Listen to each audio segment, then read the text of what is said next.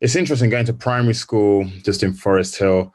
It's one of those things that now I've very much noticed, like congestion, how the congestion is like much larger. So just getting around, you can see and you wonder, and it's like, look, the traffic is a serious problem, and especially the South Circular. For those who don't know, it's the North Circular and the South Circular, two ring roads around London. The North Circular looks like a motorway, a freeway, a highway. The South Circular is just some roads. So you've got big fat lorries going down just normal roads, and it just curves and snakes and whatever. And it goes back to planning and the like, where they tried to set it up and then realized they couldn't set it up. So then they just sent cars down this little route, and then it became the South Circular. So for myself, it's just like you just walk around just as a person, and then you're like, okay, traffic congestion is bad.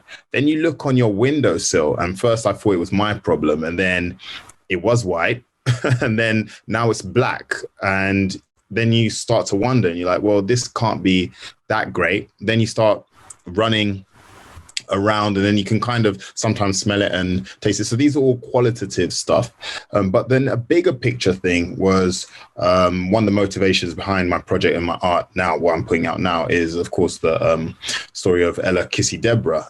She passed away, correct me if I'm wrong, 2012, I believe. But then in terms of the story, for myself, I heard about it, I think 2014, and it just stuck out because it was a young girl who went to primary school in Lewisham, and near the South Circular, which is the same as me. And then they thought at that stage, they were thinking it was to do with air pollution. And I'm like, that's quite worrying, because the road I live on now has got a primary school, so, and it goes right onto the South Circular. So you just walk down and there's South Circular. And between here and where my primary school are, there's four other primary schools where literally the kids, if they are going to take the bus, they have to walk down the street, and then they're right there. And then you've got these HGV, these 44-ton lorries just going past on their business. You come home and the buggy's covered in grey dust, and you're like, that doesn't feel right. I started volunteering for the Cycle Week campaign. I had put in a year or two where I was like,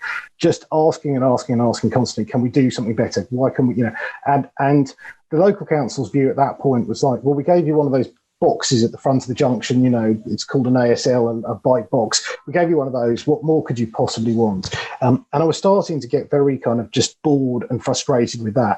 And I think I had a bit of a mental breakdown where I just went, right, I've had enough, sod this. And for a year, I just spent a year just persuading councillors and officers and people, very important people in Waltham Forest Council, to just go out on 1 hour of bike ride with me. And after a year, I got the local council leader at the time, who's in his mid-60s, I think, so kudos to him, to ride down the Lea Bridge Road, which is the most dangerous road in Waltham Forest by miles at the time it was. So we're riding down the Lea Bridge Road, and the local council leader at that point, kind of trucks herring past him. He's wobbling all over the place. And I'm thinking, I'm going to kill the council leader now. This is going to be really bad. We came out of that meeting, and to his credit, not only did the guy ride the Lea Bridge Road, which was terrifying, but he also came back and said, yeah, okay, I can understand now why that's a problem. That's not a good thing. Let's do something about that.